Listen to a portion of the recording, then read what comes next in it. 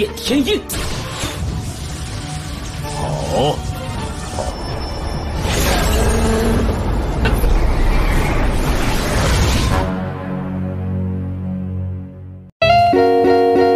Hai guys, hai semuanya dimanapun kalian berada, Indonesia, Malaysia, Timur Leste, dan lain sebagainya yang tidak bisa Mimin sebutkan satu persatu. Selamat datang di channel Media Film, channel yang akan menarasikan sebuah film dan disajikan dalam bentuk alur cerita. Bagaimana kabar kalian hari ini? Semoga selalu sehat ya. Oke guys, kali ini kita akan meneruskan kembali serial film Supreme God Emperor, yang dimana di part sebelumnya Lazy yang meminta bantuan pada Muyun telah disetujui olehnya. Namun Muyun meminta satu syarat untuk bisa masuk ke dalam kolam guntur 9 surgawi sekali saja. Tentu saja tujuan Muyun ke sana untuk memperkuat kekuatan guntur yang ada di dalam dirinya dan menguatkan bola guntur api hitam untuk bisa melawan dan mengalahkan pasukan roh yang akan datang menyerang benua Zhongzhou. Bagaimana kisahnya? Langsung saja ke alur filmnya.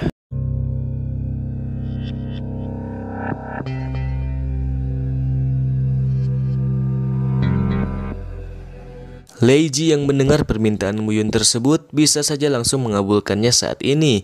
Namun, saat ini dirinya mengingatkan Muyun karena tak semua orang bisa masuk ke dalam kolam guntur 9 surgawi. Bahkan dirinya pun hanya bisa bertahan di pinggiran kolamnya saja.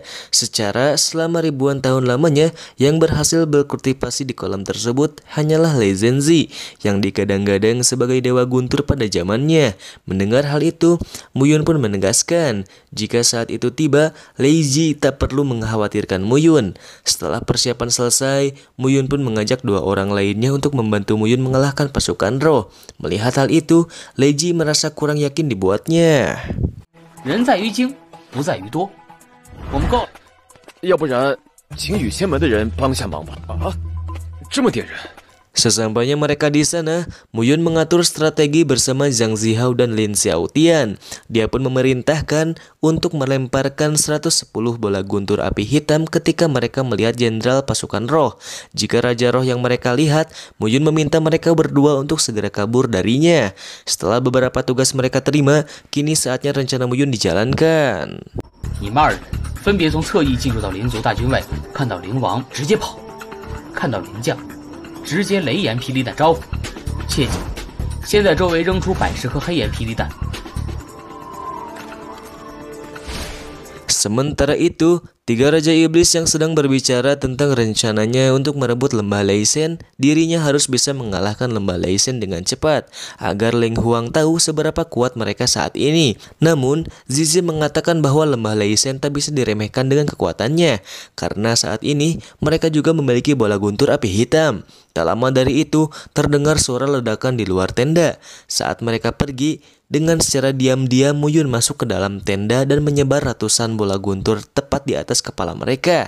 Setelah semuanya selesai, Muyun pun keluar dari sana. Tiga Raja Iblis yang tak menyadari ancaman baru mereka saat ini, dirinya kembali meremehkan manusia. Yang dikatakan jika manusia ini sangat licik, saat dia kejar, manusia itu langsung kabur. Sayangnya, tiga Raja Iblis tersebut tak tahu jika saat ini mereka sudah masuk ke dalam rencana penghancuran yang Muyun jalankan. Tak lama dari itu, bola guntur pun mulai berjatuhan dan meledakkan mereka yang membuat ledakan dahsyat di pinggiran lembah Lei Shen.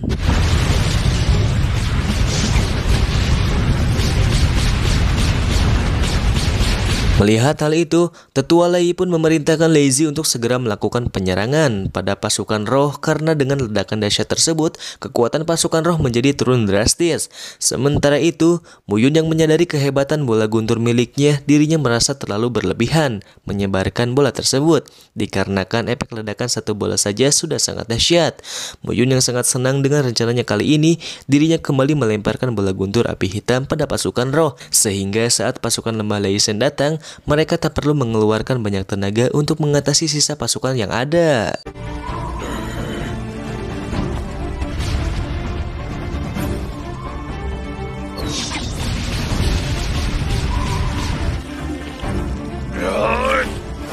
Sementara itu, salah satu di antara mereka yang menyadari jika penyerangan ini disebabkan oleh Muyun dikarenakan hanya Muyunlah yang memiliki banyaknya bola guntur api hitam.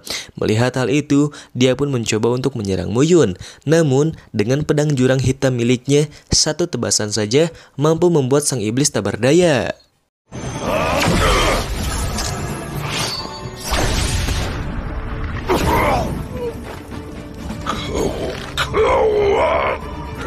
Saat Mu Yun akan mengakhiri satu iblis yang tersisa, kekuatan dari Mu Yun mampu dihadang oleh Leng Huang. Dengan sedikit kekuatan saja, dirinya mampu membuat luka dalam pada Mu Yun. Melihat utusan roh ada di depannya, Mu Yun mulai meremehkan kekuatan Leng Huang. Sampai akhirnya dia pun terkejut dengan serangan Mu Yun yang tak bisa mengenai utusan roh tersebut.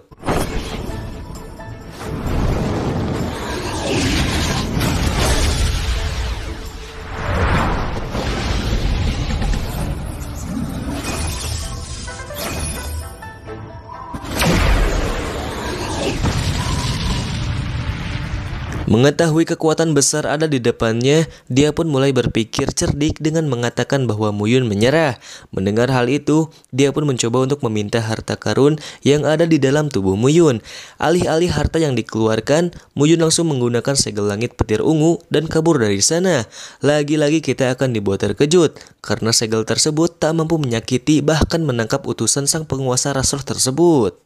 Leng Huang yang melihat Mu Yun lari, dirinya langsung mengeluarkan sedikit kekuatan miliknya untuk bisa menangkap Mu Yun. Namun Mu Yun yang gigih dengan pelariannya, dirinya mencoba untuk mengadu kekuatan dengan teknik Leng Huang. Tapi sayangnya, Mu Yun harus kalah yang membuat beberapa tulangnya remuk akibat efek kekuatan ras iblis tersebut.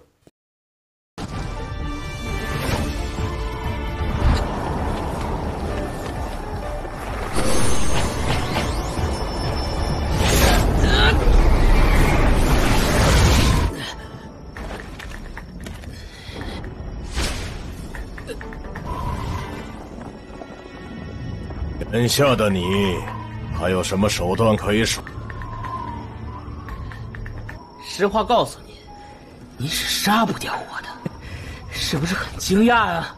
因为 Leng Huang yang merasa jika saat ini merupakan kesempatan emas untuk membunuh Mu Yun, lantas dia pun mengeluarkan serangan terakhirnya pada Mu Yun.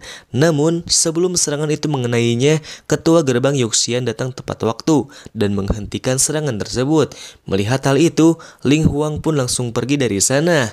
Dikarenakan memaksa pasukan ras roh untuk kembali ke alamnya, hal itu tidak mudah untuk dilakukan, sehingga harus ada tekanan untuk menggiring mereka pergi dari benua Zhongzhou.